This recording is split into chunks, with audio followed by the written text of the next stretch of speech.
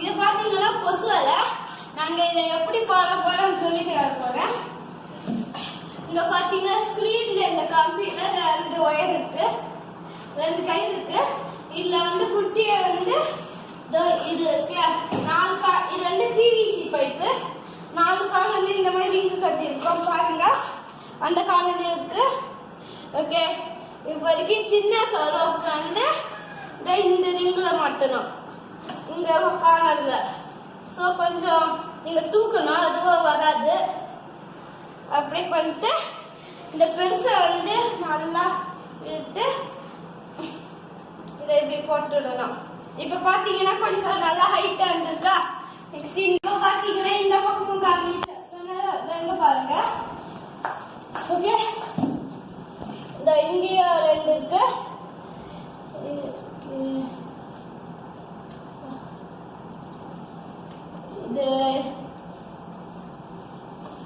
இதுக்கு நம்ம கொஞ்சம் ஹைட் எடுக்கணும். நமக்கு இது அவ்வளவுதான். இப்ப பாத்தீங்கன்னா கட்டிலுக்கு நாங்க இதை தரையில பண்ணல, கட்டில தான் பண்ணிருக்கோம். இந்த கட்டில நாங்க இதை சைஸ்ல எடுத்து பண்ணிருக்கோம். சைஸ் உங்களுக்கு எவ்வளவு வேணுமா அந்த மாதிரி கட்டில லென்த் எடுத்து இங்க ஒட்டணும். இந்த மாதிரி இங்க பிளாஸ்டிக்காக ஒரு கம் இருக்கு. அப்புறம் இங்க பெட்டு போட்டு நெக்ஸ்ட் நம்ம இதுக்குள்ள போயிடணும். அப்புறமேட்டா அப்படியே படுக்கலாம் கூடாது, ஏன்னா இங்க கீழே எல்லாம் ஹோல்ஸ் இருக்குல்ல, அது வழியா கொசு வந்துடும். ஸோ இதுல பாய் இருக்குல்ல, இப்படி தலைக்காணி அடியிலேயே வச்சுக்கலாம், இல்லை பாய் கடியிலையும் போட்டுக்கணும். நீங்க பெட்டு யூஸ் பண்ணீங்கன்னா அதுக்கு அடியிலேயே இதெல்லாம் போட்டுக்கலாம். ஓகேவா?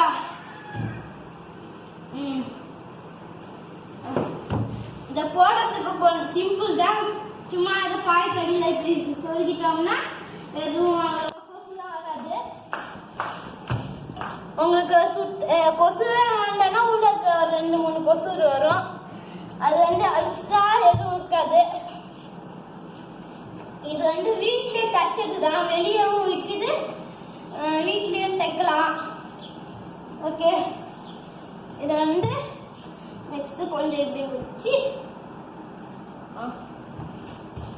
கட் கட் அப்படின்னு சொல்லணும்ல, அதெல்லாம் இப்ப எல்லா பக்கமும் நான் கவர் பண்ணிட்டேன் எல்லாத்தையும். ஸோ உள்ள எல்லாத்தையும் தலைக்காணி பையன் போட்டுட்டு அப்புறமேட்டா கவர் பண்ணிடுங்க. ஏன்னா இந்த இப்ப நடுவில் போகணும்னா கொஞ்சம் கஷ்டம்தான்.